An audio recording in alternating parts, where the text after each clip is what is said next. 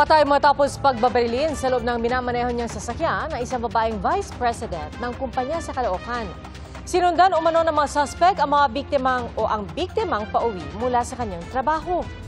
Saksi, si Marisol Abduraman, exclusive.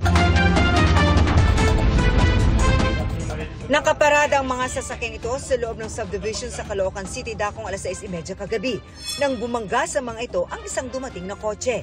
Sa di kalayuan, nahagip ang bahagyang pag-abante at pag-U-turn ng motorsiklo may dalawang sakay na mabilising umalis papunta sa kung saan sila nanggaling. Sila pala'y mga suspect sa pamamaril ng babaeng driver ng kotse, bagamat hindi na nahagip ng CCTV ang krimen. Pagpasok po nila ng subdivision, siguro mahigit kumulang 200 meters lang po . Pinutukan na po, tinapatan po ng motorsiklo yung sasakyan ng ating biktima.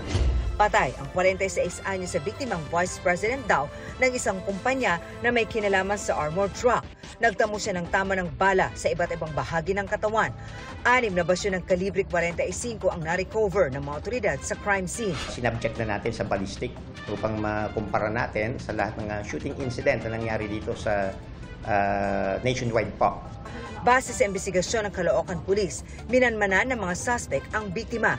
Siya po ay sinundan ng riding criminal suspects natin sa trabaho niya. Sa isa pang kuha ng CCTV, habang binabaybay ng kotse ng biktima ang Chupilo Samson Avenue, makikitang nakasunod ang motorsiklo ng mga suspect.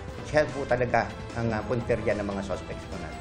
Professional hit, naupahan po. Siguro mga 8 houses na lang po para makaabot siya doon sa kanyang bahay. At tinapatan po ng gunman natin yung sasakyan ng biktima dito sa left side po. Patuloy na inaalam ng mga otoridad ang motibo sa krimen.